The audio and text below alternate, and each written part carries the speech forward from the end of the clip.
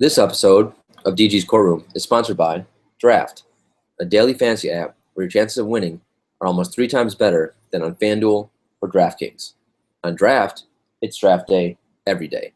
You can do a simple snake draft for one day whenever you want. Drafts take just minutes to complete. Download Draft now.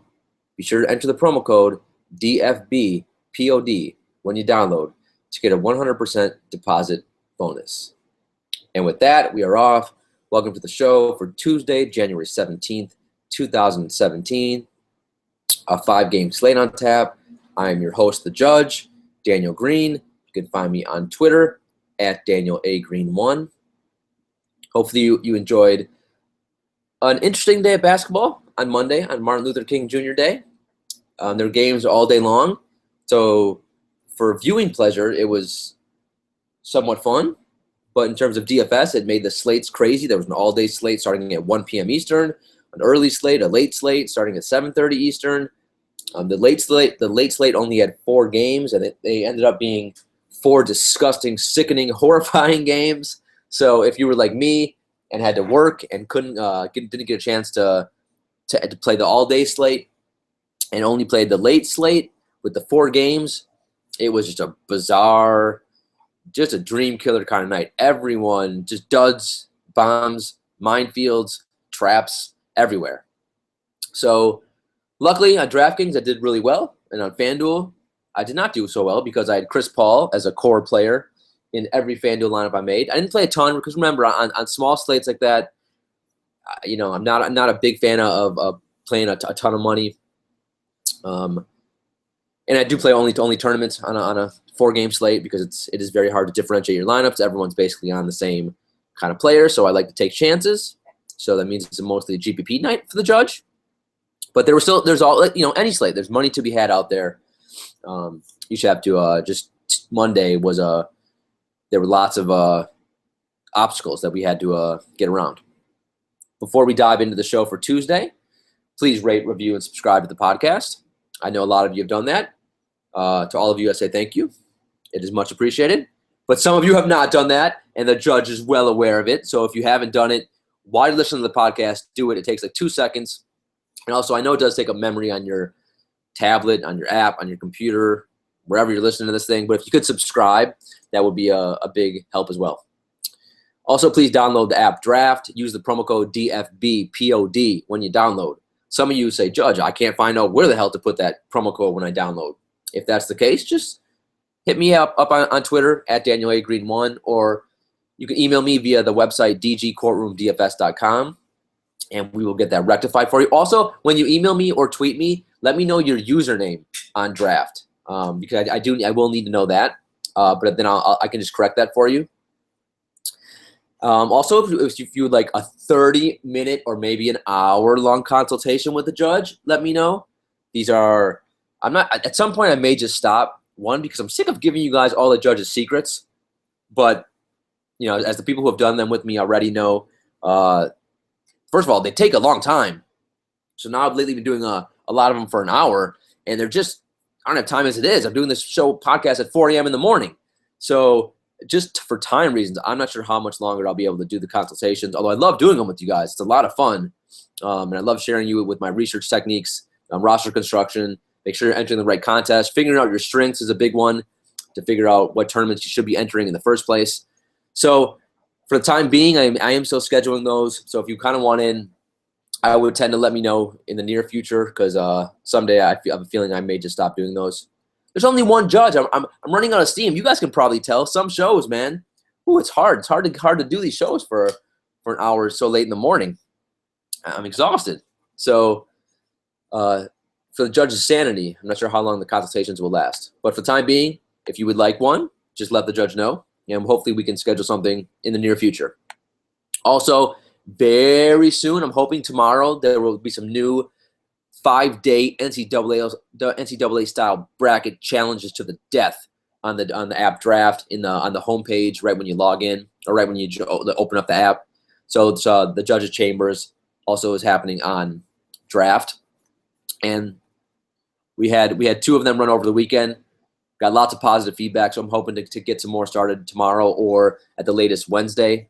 So be on the lookout for those. When they do open up, I will make sure to tweet out and let you guys know, because that's a lot of fun. I love doing the snake drafts. I mean, I'm getting positive feedback as well from you guys. So hopefully you guys are having a lot of fun with that as well on that.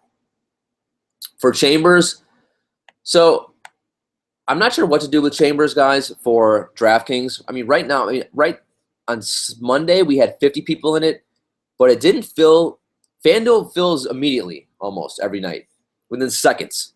Well, DraftKings did not fill as fast. It was for 50 people. I had to tweet out the link like 3 or 4 different times. So it was a weird slate. It was a weird day with Martin Luther King Day. A lot of people had the day off. Maybe you guys weren't paying as much attention. But also, I do know a lot of the listeners, the demand for DraftKings is not as great as FanDuel. But I think for Tuesday, I will try again for 50. I'll put up 50 people in the contest. And if it doesn't fill easily, though, I may have to lower that going forward, because I don't want to be. I can't be a secretary and be checking for chambers on 3 chambers on FanDuel and DraftKings and draft and all these different things. Well, I'm doing my own lineups and answering questions. Again, it's really just all about time. But what I would like is I would like all of you out there to be the judges' helpers. And if you guys could make check if you're in a chambers, just give it a gander and check to make sure it is full. And if you do notice that it's not full and it's getting close to lineup lock, make sure if you want to tweet at me to let me know. That would be much appreciated, because I'm not checking. I don't have the time. So luckily, some of you have been good and letting me know. But just so especially for DraftKings, if you guys could keep an eye on that. But for I guess for like the FanDuel ones too, if you want. And then if it doesn't fill, just make sure you let me know, so I do have a chance to tweet out the link. But if it doesn't fill easily on Tuesday, maybe we'll just lower it going forward for DraftKings. All right, let's talk about the Chambers winners for Monday night. The scores were low because when we get to the Dream Killers, everyone sucked, especially for Cleveland. I mean, they basically did a no-show, and then Chris Paul, who was heavily owned, got injured. Oladipo sucked. I mean, it was just Westbrook stunk. It was just a weird night.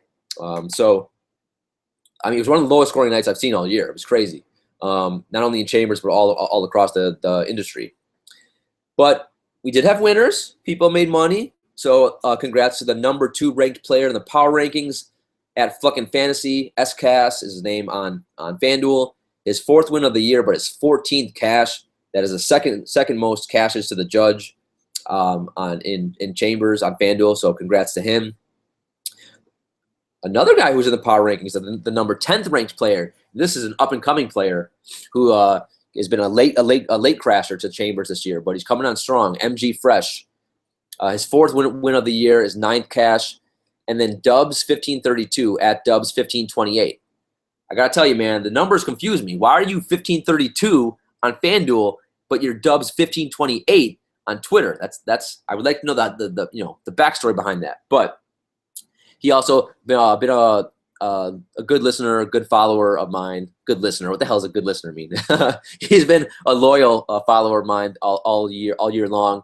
His first Chambers win and his 3rd cash. So congrats to you, my man. Well done. All 3 of you have achieved Chambers glory. The judge salutes you. For DraftKings, we did have 50 people. It did fill up. The winner, I think it's the first multi-winner on DraftKings, maybe. Derek Ismail, named after Rocket Ismail. I don't know how many of you know that name. The former Heisman Trophy winner. I think he went to Notre Dame. I think, right? But congrats to him.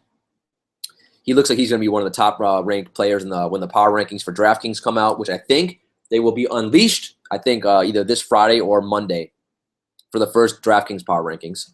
Also, MG Fresh looks like he's not only good on FanDuel, but looks like he's good on DraftKings as well. He finished 2nd in DraftKings. CK Stevenson, 84, finished 3rd. MT Houston, 24, took 4th. And Bakre, 151, finished 5th. Right now, the payout structure in Chambers, I think out of 50 people, we had the top 10 were able to cash. And I think I may mix that up a little bit going forward, but 10 is like the most. I mean, that's basically top 20%, which is what a GPP does. So that's kind of why I chose that for Monday night. Dream Killers, Dream Lovers. I mean, dear God. Dream Killers everywhere. If you're pumped up to watch Cleveland Golden State, you were disappointed pretty quickly. You knew that game had the potential to be a blowout because Cleveland just wasn't there from the get-go. They were sleepwalking. Golden State was clearly more. It was more. The game was more important to them anyway. After Christmas, after the Cavs beat them last year, so they did have something to prove. But I thought the Cavs would put forth a better effort. Just a miserable road trip that Cleveland's been on the last week and a half or so. So LeBron didn't even hit 30 FanDuel points. Obviously, if you played him over Durant, you were probably crying a little bit. Kyrie didn't even hit 20 FanDuel points, one of his worst games of the year. Kevin Love, he played the first half and then faked a back injury because he didn't want to come back out there. So he was abysmal. Honestly, I faded him, so I don't even know what he ended up with, but he couldn't have had like 20 FanDuel points either. So horrible nights for those guys. If you played CP3, he played a half, almost a full half. He had 20 FanDuel points. He was on pace to have a really good night. I had him and DeAndre Jordan everywhere. DeAndre Jordan went nuts, and CP3 was on his way, and then he hurt his thumb. I mean, what is this, like his third or fourth injury this year? I mean, he's getting older. He's not a tin man, by any stretch of the imagination. I mean, he's tough as they come, but it looks like his body is having issues these days. He just can't stay on the court this year. So Dream Killer, he was my soul crusher, quite honestly, on this night. Super disappointing. Not to mention, then if you rostered a bum like Austin Rivers, then you ended up probably making some money because Austin Rivers got not only extra minutes but extra shots when CP3 went out. Derek Favors, I have him as a Dream Killer. I'm so tired of watching him play 24 minutes. When is he ever going to get like 30, 32, 34, 36 minutes on a consistent basis? Is that ever going to happen in the rest of his career? I'm just tired of rostering that bum and watching him grind away 20 FanDuel points. Like, he used to be a really good, talented player. Like, I'm just not sure what he is anymore. So in a really fast-paced game against Phoenix, I thought for sure he'd be able to give us like 30. He gave us 20 FanDuel points. It was okay, but it was, you still expected more. Enes Kanter got the start for Adams. He was 80% owned in some of my single entry tournaments. So God only knows what he was in cash games, which I didn't play. He was expensive too, 6.2K, and didn't even put up 20 FanDuel, or barely put up 20 FanDuel points. As OKC, without Chris Paul most of the game, got blown out by the Clippers. Don't know how the hell that happened. Super bizarre game. So Enes Kanter, Dream Killer, what a buster. Devin Booker, the one-trick pony, came back down to earth. I mean, coming off 3 straight 40-point nights. Was bound to happen. Against Utah, tough game for Phoenix, even though the pace was pretty good in that game. But he was in like the 20s and for FanDuel points. Gordon Hayward, another one of the Utah guys. I mean, if you played him over LeBron, you probably still did okay because I think he had the same amount of FanDuel points as LeBron, except he was over $2,000 cheaper, 2.5K cheaper maybe. So, while not a great game for him in terms of on this slate, it ended up being okay. Westbrook, just abysmal at that price. Cannot have a game like he had on Monday night. And then some of you guys, and I don't blame you, on a 4-game slate, you take chances. Some of you guys played Alec Burks for Utah. He ended up with 9 minutes, I think zero FanDuel points. And so if you played him, you probably weren't too happy. But on a 4-game slate, man, that's why you play tournaments. That's why you take chances. Dream Lovers, we had a couple of those for the second straight night. And for like the 4th time this year, you had a point guard just destroy Utah. I'm telling you, man, I think George Hill is one of the most overrated players in the NBA. I watched him play for too long. He's okay. He's like an average NBA player.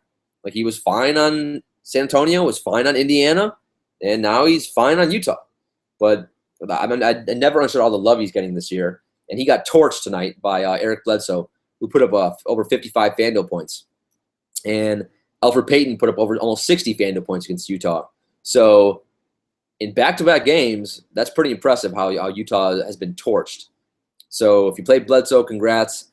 He was around 10% owned on this slate, so you got him at pretty good ownership, and ended up being the highest scoring player on the slate, which is pretty crazy. At least in the late slate. Draymond Green, really Bledsoe and Draymond Green were the two key guys, and I guess DeAndre Jordan to some extent. Draymond Green went up. He put up like over 50 FanDuel points in that Golden State Cleveland game, even though he didn't play a ton of minutes. Although I will say this, man, Golden State had their starters up until like 6 minutes in the fourth. LeBron averages 37 minutes a game this year in the regular season. That's more than Jimmy Butler. That's more than Westbrook. Like, what the frick is Ty Lue doing? Like, why is LeBron playing this many minutes? Cleveland was down 25 at like starting the fourth quarter, and LeBron comes back in with like 10 minutes to go. It was like, I'm not sure what the hell that was. It was a regular season game. Like, what are you guys doing? Especially Cleveland. I mean, LeBron's been in the league 14 years. Like, how they're monitoring his minutes this year is really bizarre. But anyway, so even though it was a blowout, a lot of the guys played big minutes. So Draymond Green had a really good game. Durant did fine. Curry did fine. Crappy Crash Brothers. Klay Thompson did okay. But Draymond Green was probably the best player for Golden State. Austin Rivers, I don't think he was going to get there, but then Chris Paul went out, and then in garbage time, after they were already up by 20, he came up with like 6-8 FanDuel points late to come up with like 25 FanDuel points total. So it made him a dream lover, even though he stinks. DeAndre Jordan was a monster, over 50 FanDuel points for him. God, I had him, man. If Chris Paul just would have played, that would have been beautiful to watch those two together tonight. JJ Redick's been good for the last 5 games, almost, I think, close to 30 FanDuel points again. Joe Ingles got the start with Rodney Hood out, and he grinded away 23 FanDuel points. Kelly Olynyk did fine for Boston, ended up with over 30 FanDuel points, and Jay Crowder. Jay Crowder ended up with more FanDuel points than LeBron or Gordon Hayward, a small forward. Go figure. All right, injury news, only a 5-game slate on Tuesday, and it's a weird slate, potential blowouts. You got the Spurs and Dallas in action, so man, I cannot wait till Wednesday and Friday this week. I think even Thursday when there's actually slates with a bunch of good games. Although I am somewhat intrigued by this 5-game slate, and it's definitely better than the four-game mess we had on Monday night. But injury news: Clint Capella looks like he's questionable with the left fibula. I hope that he is out because I want some more value on this slate. When he comes back, it's going to be, I'm not sure. I guess if he's going to split minutes with Harrell, and then Nene won't play anymore. I'm not sure what D'Antoni's going to do going forward, because Capella's minutes were on the decline anyway. Jeremy Lin, of course, is still out with that hamstring. I mean, man, talk about in my season-long leagues, he's been one of the biggest disappointments I've had. I mean, what has he played? 3 games this year? I mean, what a buster. Patrick Patterson questionable with a knee. Nikola Mirotic has this mystery illness going around. He's questionable again, like his 3rd or 4th or 5th straight game. Gary Harris is doubtful with a right ankle sprain. Denver, man, on what they did on Monday, another coach who thinks he's so clever. Why would I start Will Barton? I'm going to play Jameer Nelson a ton of minutes. Didn't make sense, although Jameer Nelson went nuts. So, Jameer Nelson if Gary Harris is going to be out, is an intriguing, sneaky ninja play on Tuesday. Jordan Clarkson dealing with an ankle injury, so he's questionable. And then Terrell Arthur is questionable for Denver. Kenneth Faried actually got the start for Denver as well on Monday, and he had a really good game as well. So there's going to be some Denver guys that we might have to use in tournaments on Tuesday for sure. All right, let's take a trip to Vegas. So there's 3 really delicious over-unders and 2 disgusting over-unders. You got Denver, Los Angeles, 228. That's the highest over-under I've seen for a game, not with Houston and Golden State all year. So that's pretty phenomenal. So that's a good, delicious game to attack. Also, Toronto, Brooklyn, 227. Now, these two teams played, I think it was Friday, maybe Thursday. And Brooklyn kept it close for 3 quarters, and then Toronto, blew them out in the 4th quarter. Toronto's favored by 11. It is at Brooklyn. Brooklyn has one of the weirdest rotations in the NBA. That guy played 13 players last game, which I didn't even think was possible. I thought only 12 players are on your active roster. I mean, it's just a mess. I mean, no one gets more than like 24 minutes either. It's just his rotation is a disaster. So for the Brooklyn side, it's going to be a tough game to navigate. So probably, but you still can roll out guys like Kilpatrick and Booker, Brook Lopez in tournaments. And even in cash games, if someone's dirt cheap, you may have to do it on this slate. Then you got Houston, Miami, 220 over under. Houston's favored by 7.5. That's a nice game to attack. Then the two nasty games, you got Minnesota at San Antonio. The Spurs are favored by 11, although Minnesota's playing pretty well these days, and the Spurs have been really bad lately. So you think maybe that game could stay close. 202 over under. And then a disgusting game in terms of pace. You got the Mavericks at the Bulls, 196 over under, with the Bulls favored by 5. I don't know if a lot of you remember this, but I remember it vividly. The last time the Bulls went to Dallas earlier this year, Wade did not play, and Dallas beat the Bulls in a disgusting game. So the pace for that one should be pretty ugly. But in a 5-game slate, you can't just cross off a game. We're probably going to have to attack players from each of these games. Pace, the judge loves 3 things in life. The bailiff, usage, and pace. There's 3 teams playing way up in pace that I want to take advantage of on this slate. Toronto against Brooklyn, Miami against Houston, and the Lakers against Denver. And then also Denver's playing up in projected pace. That's something I haven't really just talked about on the show. Maybe one of these days when I have some extra time, we can get into projected pace. And I know a lot of you guys ask more macro level questions on Twitter. It's just hard to respond on Twitter in 140 characters to an overwhelming question of, explain to me why Team X is going to go up in pace, when they're playing Team Y. So it's sometimes I get more in-depth questions, and it's just hard to answer. That's why I like things like the phone consultation where I can actually we can dive into that stuff. All right, defensive versus position. So you got Brooklyn. They are, I'm not lying, the judges are telling you the truth. They are dead last in defending point guard, small forward, power forward, and center. A lot of that has to do with pace because they play so fast. And also they're just so bad. And then shooting guard, they give up the 3rd most FanDuel points. So they're horrible everywhere. Denver, you attack them in the backcourt. They give up the 2nd most FanDuel points to point guards. So D'Angelo Russell, who has not been good lately, is going to be an intriguing tournament play, and even a single entry tournament play on this slate. Maybe he can finally have a nice game. Also, Gary Harris is out for Denver on Tuesday, so they've been bad at shooting guards all year, and I would expect that to happen again. Especially maybe that's why they played Jameer Nelson over Will to throw Barton. I'm not really sure why they did it. Either way, though, both those guys are not good defenders. So do I dare play Swaggy P on Tuesday? Lou Williams? I mean, they're going to be in play. Then you got the Lakers. I mean, they're basically Brooklyn, like a JV version of Brooklyn in terms of they're horrible defending every position as well. So every Denver guy is going to be in play. The Lakers give up the 2nd most points to power forward, the 3rd or 4th most to center. Who does Denver have these days? Only the best player on the planet right now, and that's Jokic. Wait till we get to him and see how. I mean, his price is just skyrocketing.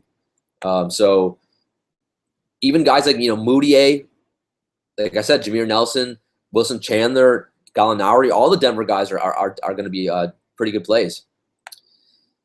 And then let's see.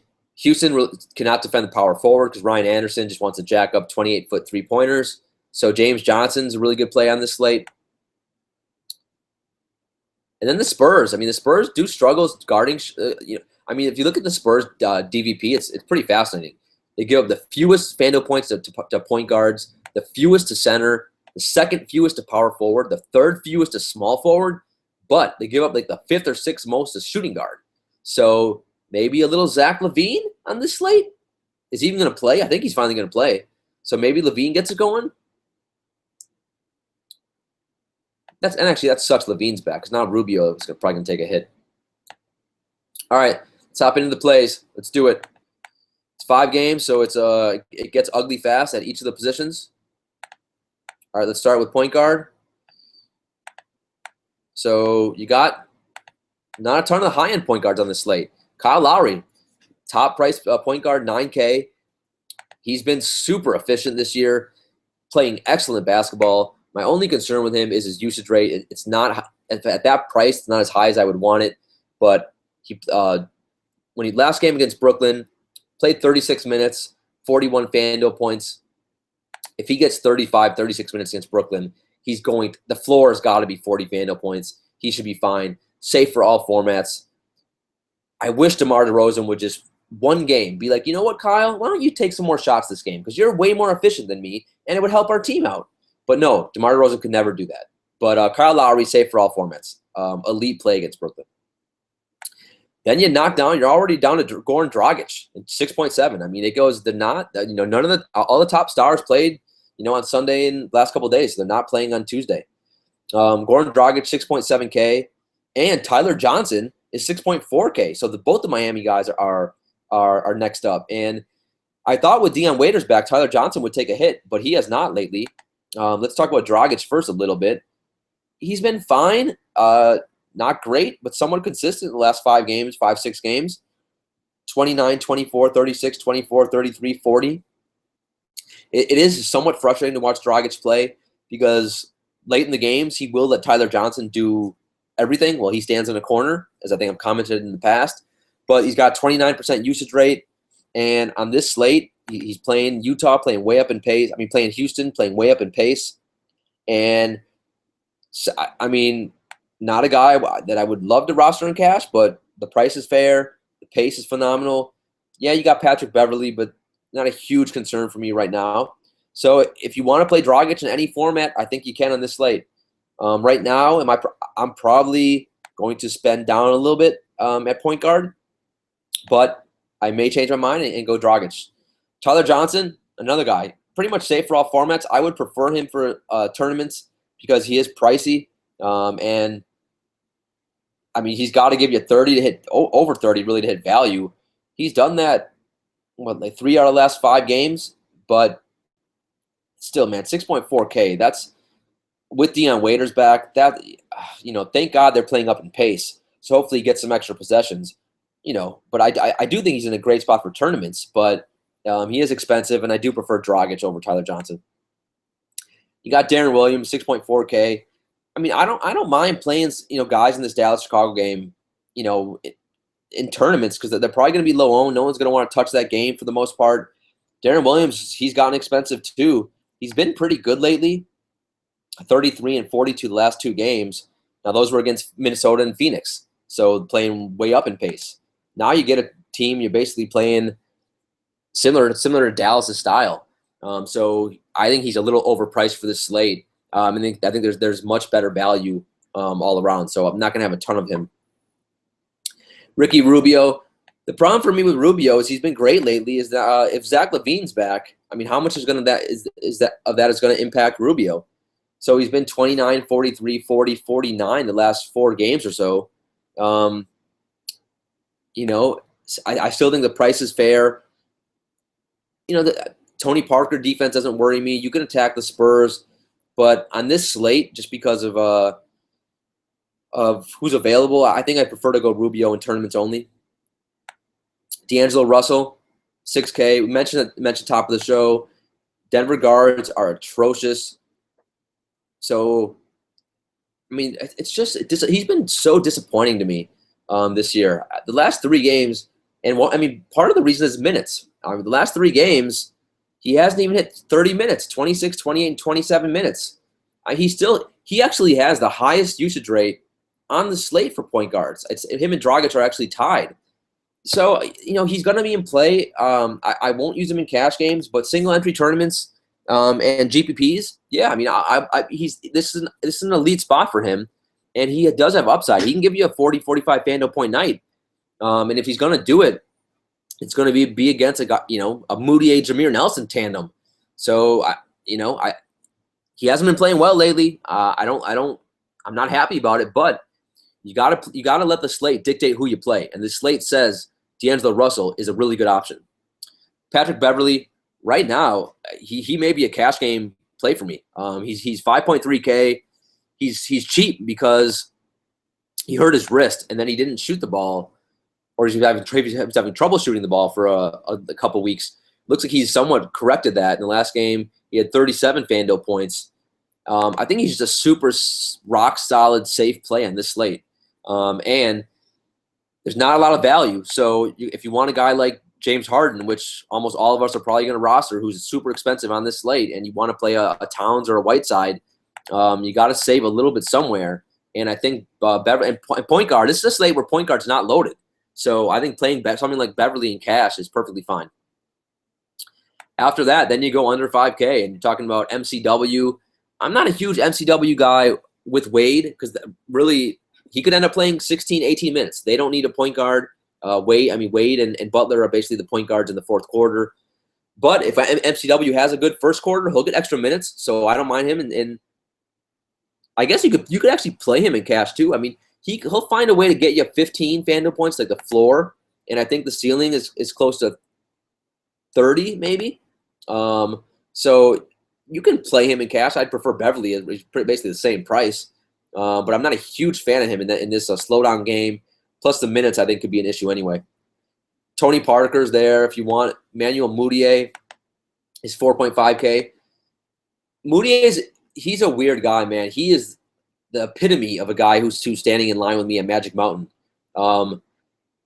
He had like 10, 11 crappy games in a row, and then on Monday night, or actually I think it was during the day, Denver played Orlando.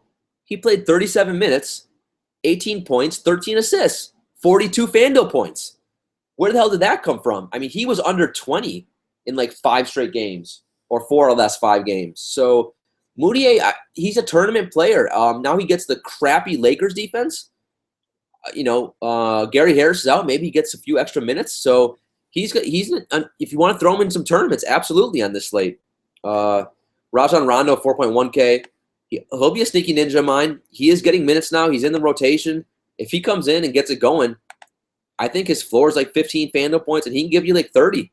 So a sneaky ninja play on a 5-game slate, you got to get creative. I think if I have 10 lineups, maybe I have 1, maybe 2 of Rondo. Shooting guard, James Harden. So Harden is not cheap. He's 12.3K. But this is a slate. I think you just got to go for raw number of points. And I think the opportunity cost is too great if you fade Harden, especially in cash. If you want to take a chance in tournaments, which I think is even in tournaments on this slate, it's going to be a little tough to do, although you can do it in tournaments. But cash games, no, just get him in your lineups and move on.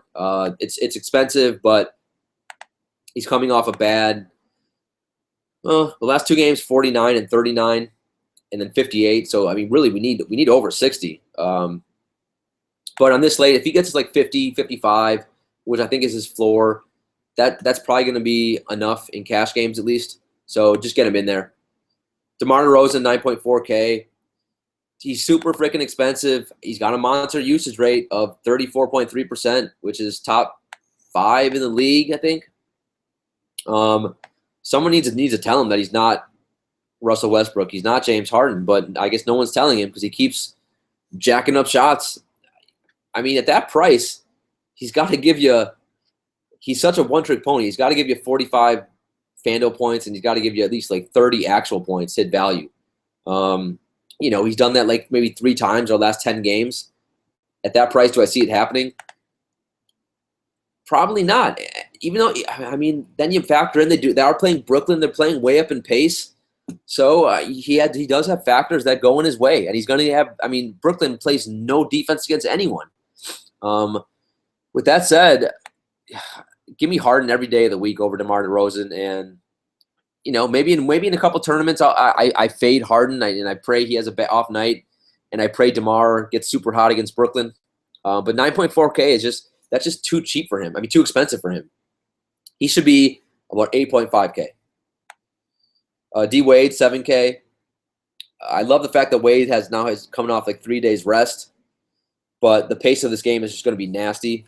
The way you win tournaments though is taking guys. You saw it with Bledsoe on Monday. You take guys who are talented. And Wade, don't get it twisted. Wade's still really good. He's still got a 31% usage. His usage is higher than Jimmy Butler.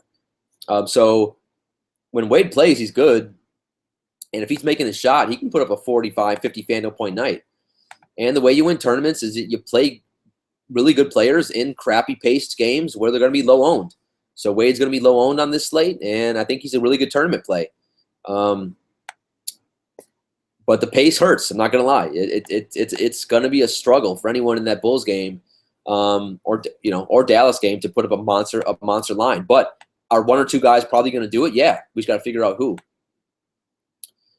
Zach LaVine, 6K. So I mentioned you can attack the Spurs at shooting guard. LaVine, you know he's going to play a ton of minutes. You also know he's a one-trick pony. So there's always risk when you play a guy like LaVine. But on a 5-game slate, you can't. A shooting guard's not great. You can't be too picky. I'm not using him in cash on this slate, but I will play him in tournaments. Eric Gordon's 5.8K. He's been good. He's just been super consistent, super steady all year long. He's had one bad game, and that was against Memphis, so I'm going to overlook that. In like it seems like the last 2 months, he's had bad shooting nights. But the thing is, he shoots so much and so many 3-pointers. Even when he has a bad shooting night, he's still going to find a way to give you 20, 25 FanDuel points. So he's fine. To me, he's fine in all formats on this slate. Wesley Matthews, I would just prefer. He's like a weaker version of Eric Gordon. So I would just prefer to play a guy like Eric Gordon. I mean, Matthews is fine, but you're talking about Gordon's going to get an extra, 15, 20, 30 possessions in this game and also Wes Matthews doesn't shoot, especially since Dirk is back. His usage is even going lower. I mean, right now, Wes Matthews' usage rate is, where is it? It's 20.7%, which is disgusting. That's horrible. So, I prefer a guy that's going to get more shots, such as Dion Waiters, 5.2K. Miami playing way up in pace. Waiters has shot the ball horrifically since coming back from injury.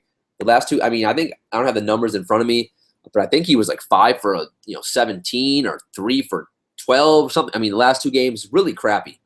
But 31 and 38 minutes, and he still found a way to get you 23, 27 FanDuel points. I mean, I'm telling you, he is going to have, and now he gets James Harden defense. He's going to have a 40, 45 FanDuel point night really soon because Miami, he will not stop shooting. And his minutes are locked in right now, especially because Josh Richardson is still out. So Dion Waiters, I don't care. To me, he is safe with his usage rate and that many shots. He is safe for all formats. He's going to win me a GPP this year. I know it. Will throw Barton. So Gary Harris is out. Will Barton's price is I guess I should have mentioned Jameer Nelson at point guard. Sneaky ninja play. He got lots of minutes on Monday, and Gary Harris is out. So I'm not sure who they're going to start. Maybe they start Jameer. Maybe they start Will Barton. Either way, Jameer Nelson's going to play 24 to 26 minutes. He's like 3 point. I think he's like almost the minimum.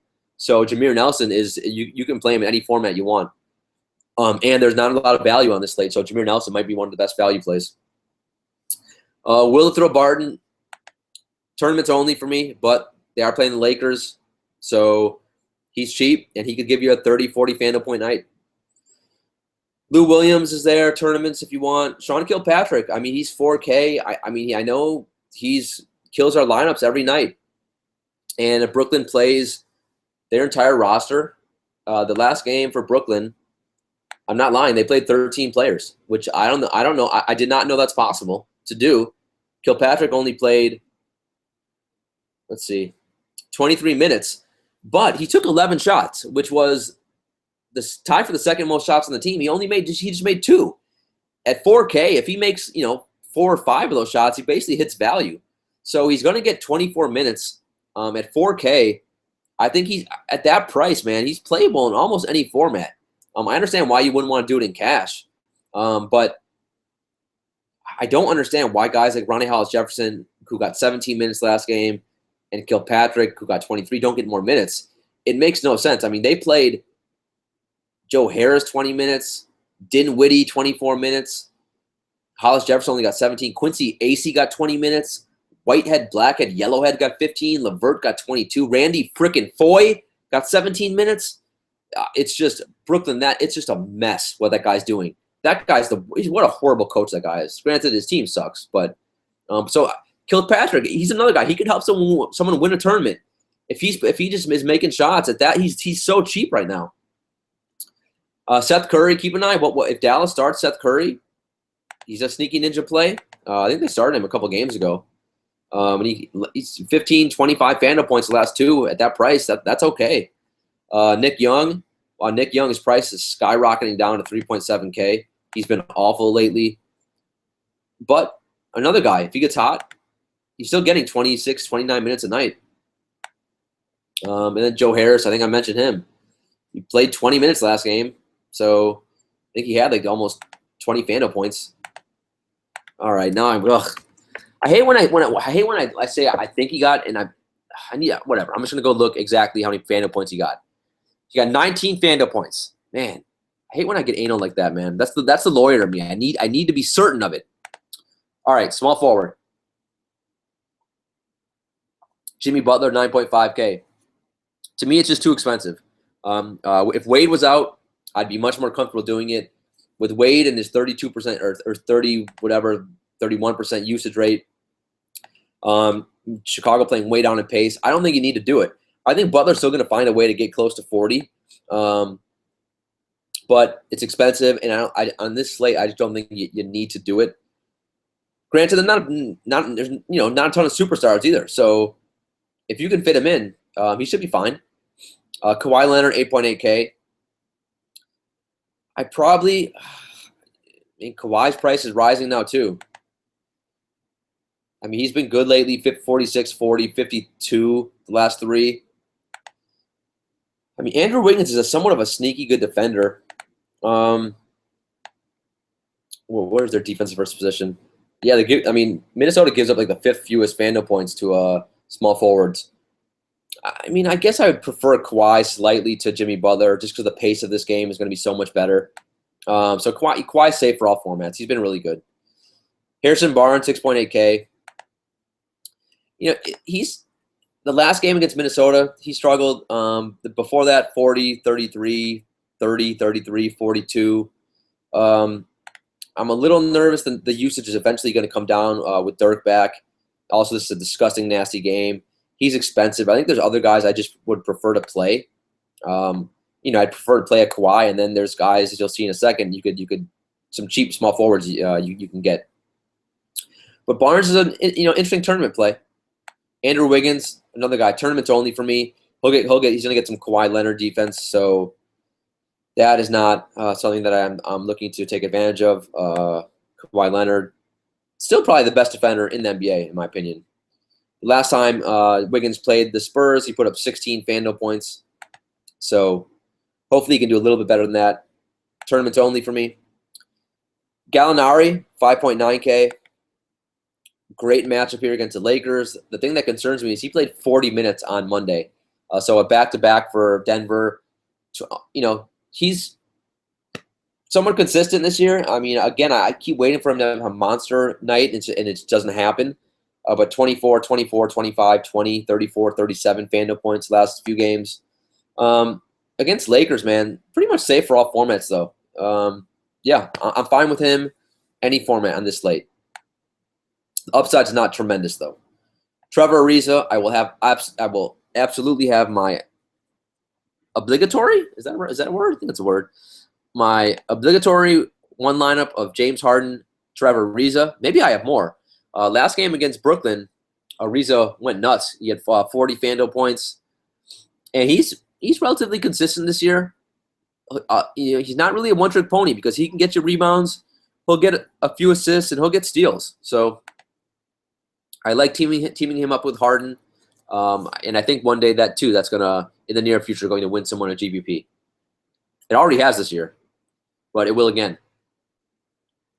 Wilson Chandler, so he's basically the same price as Gallinari. I think they're both excellent plays.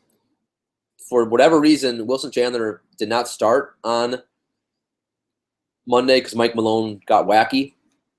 So the minutes were only 21 minutes. Wilson Chandler's no spring chicken. If Wilson Chandler was starting, I probably would prefer him to Gallinari. Since he's coming off the bench, I guess I would prefer Gallo in cash games. But Chandler could go off if he gets a few extra minutes against that crappy Lakers defense. He's a pretty good tournament play. Everyone's favorite player in DFS now, who was unplayable 2 weeks ago, and now he was 50% owned last game out. For a variety of reasons, but now Damari Carroll, he's 4.6K, and that's still too cheap. So he's going to be like 50% owned again on Tuesday. But quite honestly, lock and load, get him in your cash games. 4.6K at Brooklyn. It's too cheap. The matchup's too good. Brooklyn stinks. He had 31 FanDuel points last time he played Brooklyn. The last few games, he's been excellent. 28, 31, 20, 37. Looks like they're finally giving him over, big minutes. And that's the main reason that was holding him back all year long was the minutes. So now he's getting minutes. He's going to be 5.5K in about a week from now. So take advantage. Everyone's going to play him. But sometimes it's just too hard to pass, especially on a small slate. It's just too hard to pass up on a guy. So if you want to fade him in a tournament, sure. But, cash game, just get him in there. Other than that, we got Luol Deng, 4.2K, Bogdanovich, one-trick pony, tournaments only for him. Brandon Ingram, one day he's going to go off. The problem is it might not be until like 2018. He's also there. Those we don't speak of, those of you new to the show, that's Doug McDermott is 4K, but Wade's back. Remember that, so not an elite play there. Rondae Hollis-Jefferson, if he could ever get minutes, God forbid, he's the one guy for Brooklyn who I think is the most talented and does have probably the most upside. He's not a one-trick pony. He can fill up a stat sheet, but the minutes have been super low lately, and I do not know why. All right, power forward. All right, I need to drink some of my smoothie. Please talk amongst yourselves.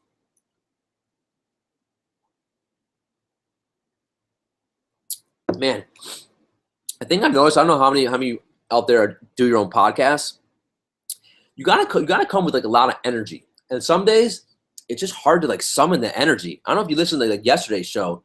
Yesterday, I found it very difficult to find the strength, the enthusiasm, to power through an hour-long show and make it entertaining.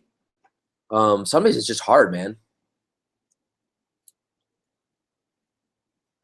The judge, though, is trying. I will power through 2 positions left. I should not bang on the gavel at 4 in the morning, and I just woke the bailiff up doing that. All right, power forward, though, and let me tell you something. I see something coming out of the surface, something rising, something coming at me. It is monstrous. What is it? It is Jokic, 8.5K. I mean, this guy to start the year. Another guy. How many guys have there been in DFS? We should all make a list that have went from unplayable to basically chalk plays who are like 50% owned now on any given night. I mean, Jokic, he's been like the best player in the NBA the last like couple weeks. It's been unbelievable. Against Orlando on Monday, he was phenomenal. Had a career high in actual points with 30, 11 rebounds, 5 assists, 3 blocks, had 55 FanDuel points. I mean, I thought his price yesterday at 8K was too expensive. Now it's 8.5K. And he gets the Lakers, who stink defensively at every position, especially power forward. He gets fat at Waffle House Randall. I said yesterday that price is getting almost too expensive for me. So now what the hell do I say? I have no idea what to do here. He's going to be super high owned again, even at that price. And what's he going to be? He's going to be more expensive than Anthony Davis in like a week from now at this rate. Again, I let the slate dictates what I do. The slate, everything on the slate says you got to play Jokic in cash. So that's probably what I'm going to do. I think he's an excellent fade in tournaments? Yeah, I actually do. Because, I mean, come on. Everyone has an off night. I said that about Devin Booker, I think, I said about a couple guys on Monday. But Devin Booker was one of them. But, I mean, look at LeBron. Look at the Cavs. It just happens. He can't be good every night. And now he's super expensive. So, but in cash games, should you probably play him against the Lakers? Yeah, you should. And in tournaments, too, is he a good play? Yeah. He's just going to be super high-owned everywhere. LaMarcus Aldridge, I mean, he's 1.4K more expensive than Aldridge. That's freaking insane. And Aldridge has been good lately. Well, not the last 2 games, but before that. The last 2 games, he's been a mess. 21 and 20. It's weird. It seems like either Aldridge or Kawhi does well. They can't play both well together.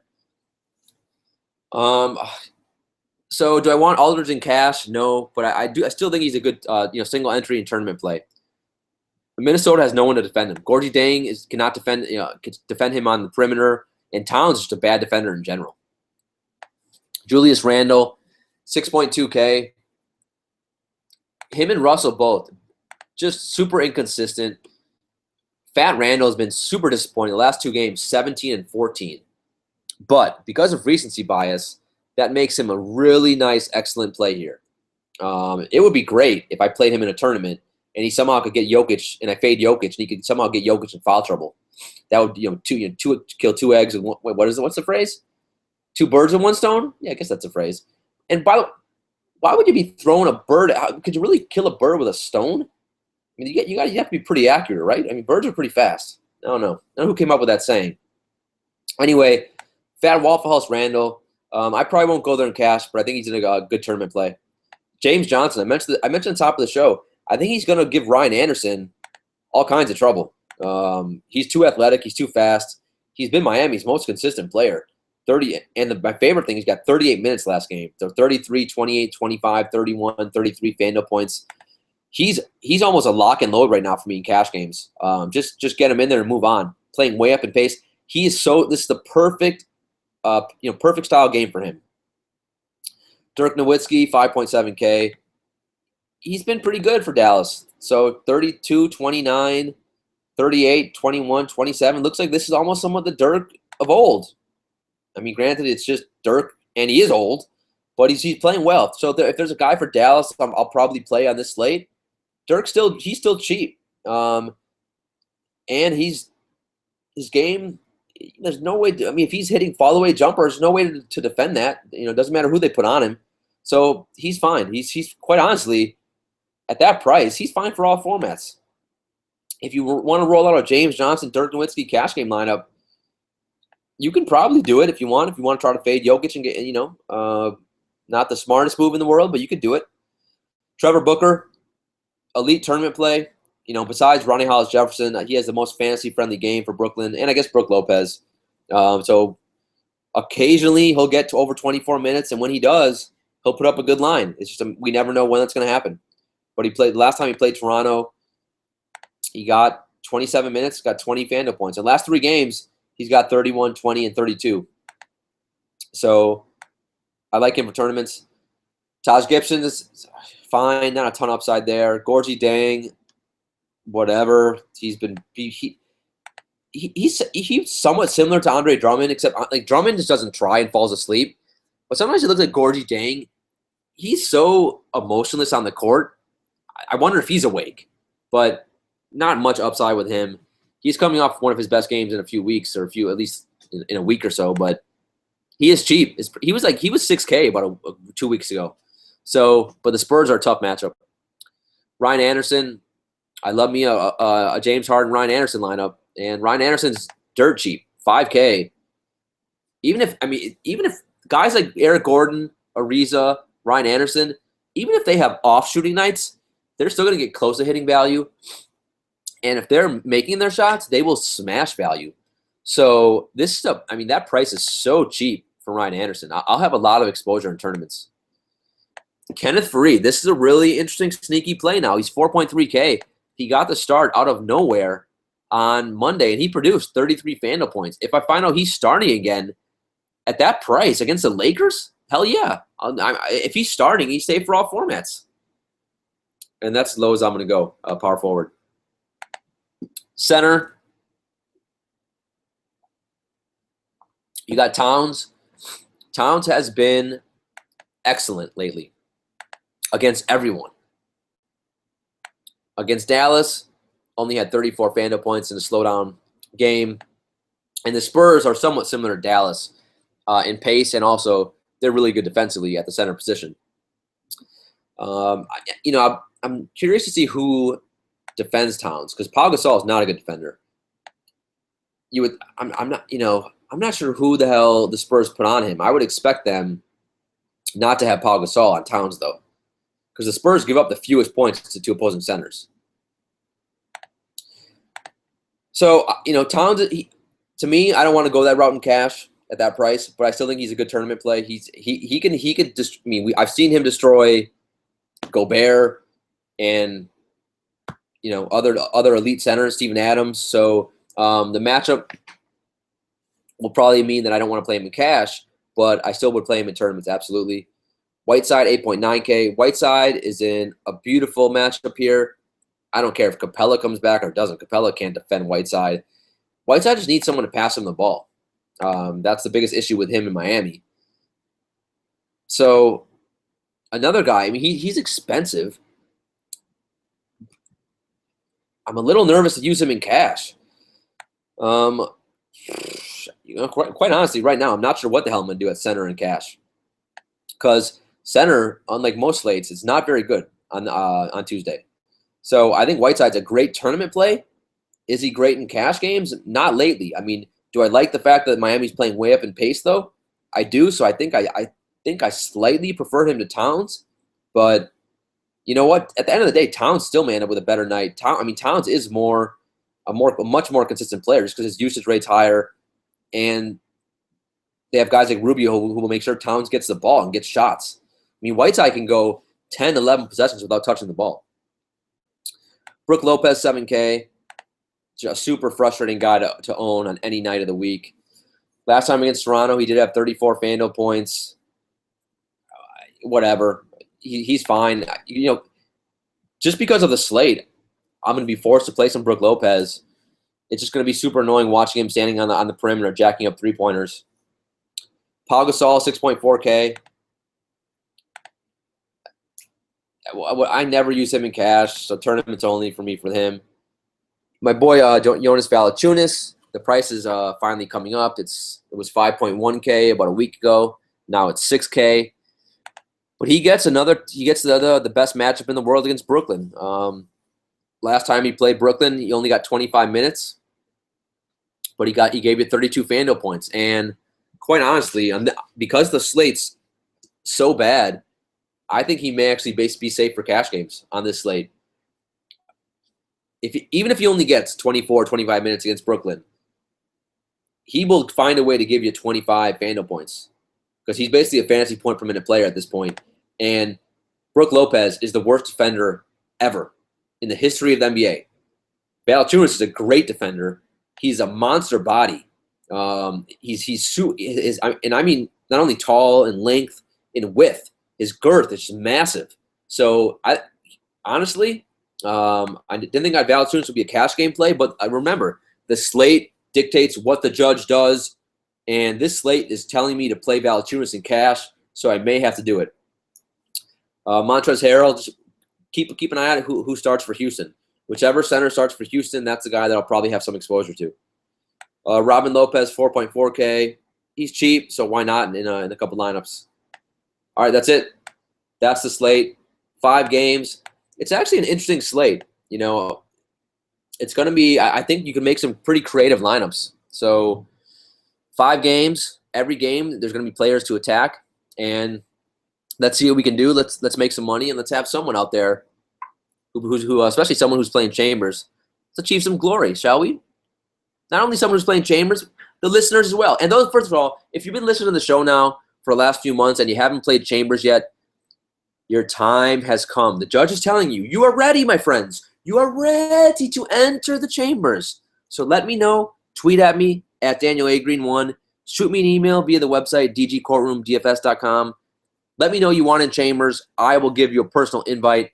You will try to take down the judge on Tuesday. You need to get in there and see what it's all about. All right, guys, that's it. It's 4:30 in the morning. I'm exhausted. I must get to sleep. Kobe made money on Monday, and good luck on Tuesday. I will see you guys back here for a fantastic, glorious slate on Wednesday. Court is adjourned.